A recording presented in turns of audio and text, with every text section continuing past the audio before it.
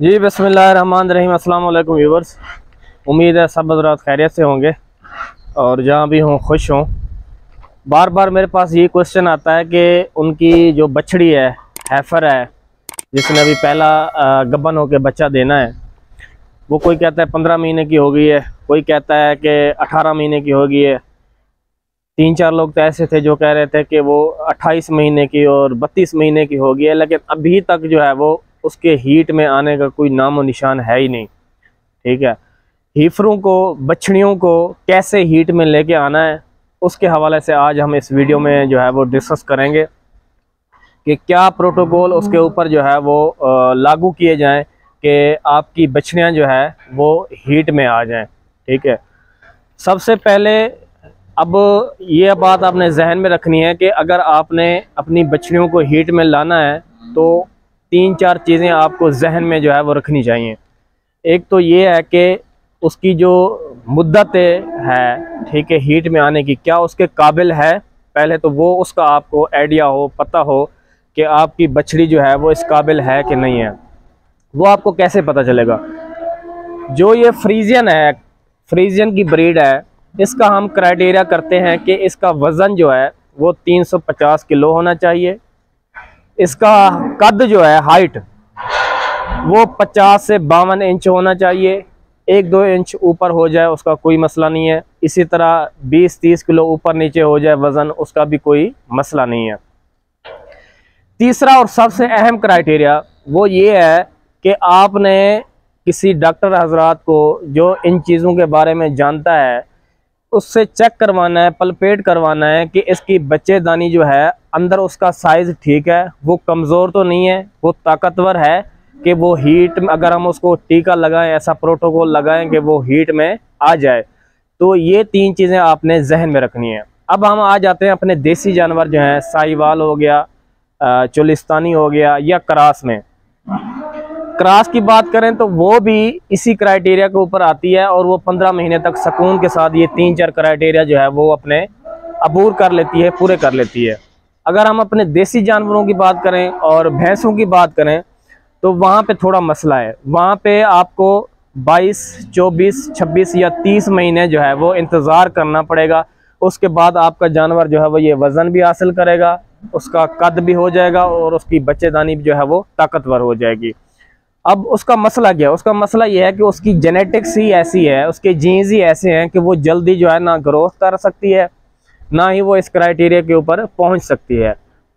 तो बहरहाल ये तो अब हमारे हुक्मरानों को और बाकियों को जो है वो सोचना चाहिए। क्या रोड बनिया है वो ये सारी चीज़ें जो है वो सोचनी चाहिए अपना, कि हमें रिसर्च की तरफ जाना चाहिए ताकि अपनी ब्रीड को जो है वो जो साहिवाल है, चोलिस्तानी और बाकी चीज़ें, उसको इम्प्रूव करना चाहिए। इसके लिए स्पेसिफिक बजट रखना चाहिए ताकि हम भी जो है अपनी चीज़ों को प्रमोट करें। एज अ वेट अगर मैं आपको बताऊं तो हमारी साहिवाल और चोलिस्तानी बहुत अच्छी ब्रीड है, उसमें पोटेंशियल भी है, हीट रेजिस्टेंट है, टिक रेजिस्टेंट है, उसको ऐसा ज़्यादा बीमारियां भी नहीं होती। अगर हम थोड़ा सा उसके ऊपर काम कर लें तो उसका दूध भी अच्छा हो जाएगा और बाकी मामलात भी उसके अच्छे हो जाएंगे। अब आपको क्राइटेरिया पता लग गया कि ये चीज़ें जो है आपके बच्ची में हैं, ठीक है, आप देख रहे हैं, तो फिर आप ये मेरे हाथ में देख रहे होंगे, ये एक इंजेक्शन है। कल भी मैंने इनको लगाया था, आज दूसरी दफ़ा इनको लगा रहा हूँ। इंशाल्लाह 24-48 बड़ी से बड़ी हद 72 घंटे के अंदर ये जानवर जो है, हैफर जो है, बछड़ियाँ जो है वो हीट में आ जाएंगे और हम इनको फिर टीका रखेंगे और गबन हो जाएंगी इंशाल्लाह। ये फटाजल के नाम से है, एक साइक्लोमेड के नाम से आता है, एक डलमाजीन के नाम से आता है।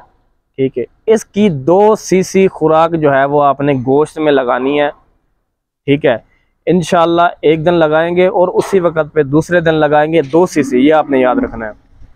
तो 72 घंटे के अंदर अंदर जो है आपकी बछड़ी जो है वो हीट में आ जाएगी।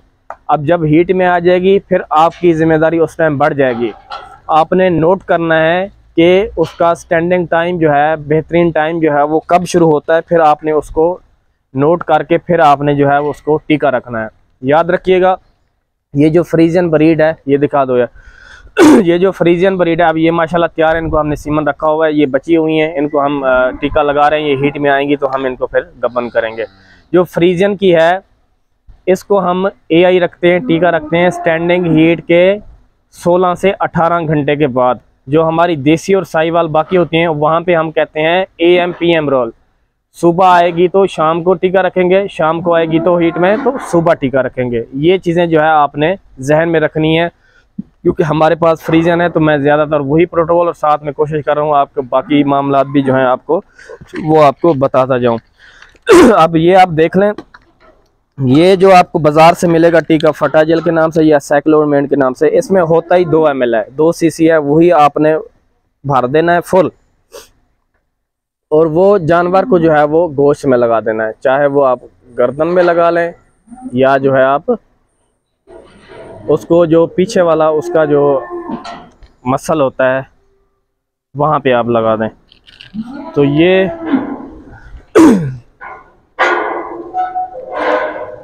इसको 2 cc लग गया। इसी तरह सब हीफरों को जो है हम 2-2 cc जो है वो लगा देंगे। अच्छा, यहाँ पे लगाना थोड़ा आसान होता है इसलिए हम यहाँ पे जो है वो लगा देते हैं, गर्दन में थोड़ा हैंडल करना मुश्किल होता है।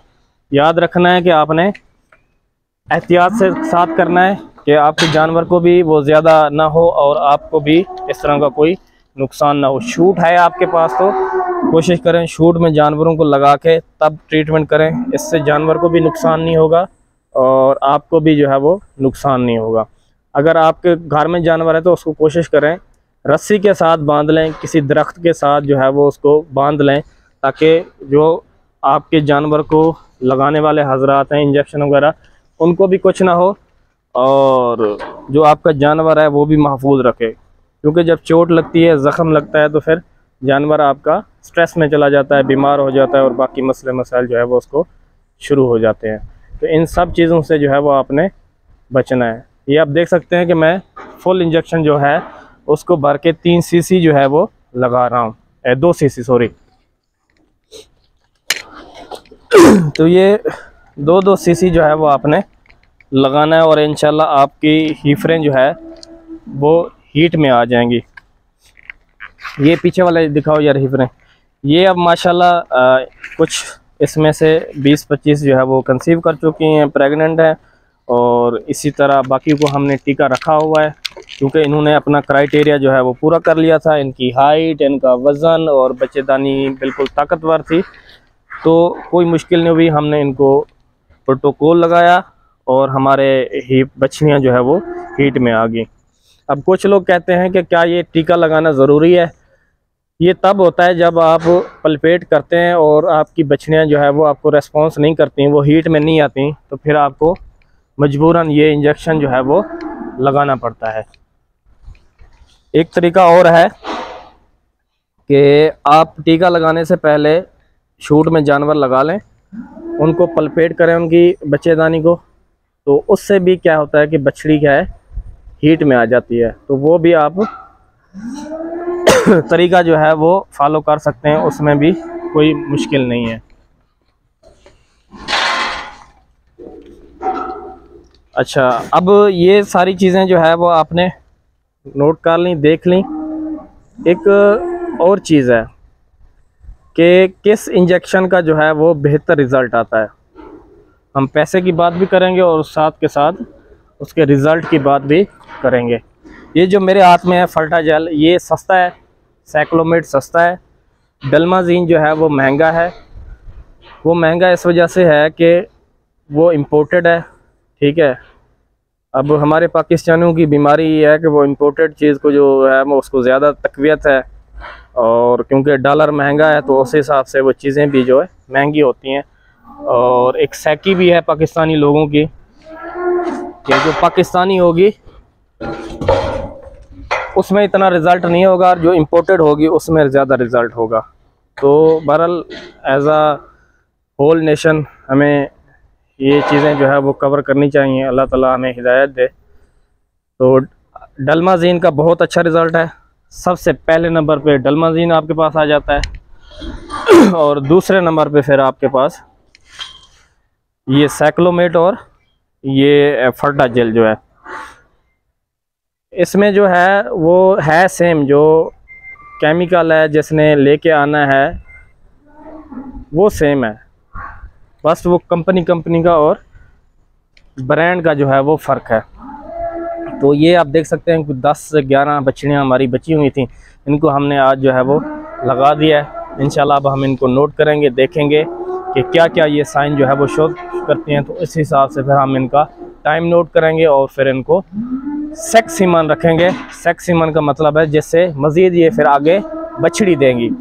तो याद रखिएगा कि अगर आप अपने फार्म को ग्रोथ में लेके जाना चाहते हैं कि आपका फार्म जो है वो प्रॉफिटेबल और वो सारी चीज़ें हो, बढ़ोतरी हो, तो उसमें आपने सेक्स सीमन का इस्तेमाल चूज़ करना है। उसमें आपका फार्म जो है वो इंशाल्लाह बूस्ट अप करता है।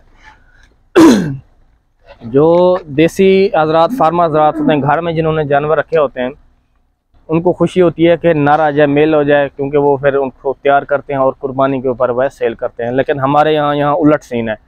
हम नर को जो है वो कोई भाव नहीं देते, उसको निकालने की कोशिश करते हैं, और जो बछड़ियाँ होती हैं वो हमारी जान होती हैं। हमने उनको संभालना होता है, तैयार करना होता है, क्योंकि उसने आगे जाके माँ बनना होता है, दूध देना होता है और सारे मामला जो है वो। तो ये डोसाइल एनिमल होते हैं माशाल्लाह, बड़े प्यारे। आप देखें, इस देसी हमारे नहीं होते, वो तो बड़े हरकती होते हैं। तो ये बड़े डोसाइल होते हैं और प्यार करने वाली ब्रीड है। तो बहरहाल हम अपनी ब्रीड को, जेनेटिक को इम्प्रूव करें तो वो भी इंशाल्लाह ऐसे हो जाएगी। आज तक के लिए यही जनाब, थैंक यू सो मच, जज़ाकल्लाह। वीडियो को लाइक, फॉलो और शेयर लाजमी तौर पे करना है, ताकि इस तरह की मज़ीद चीज़ें जो है वो आपके सामने आती रहें। जज़ाकल्लाह।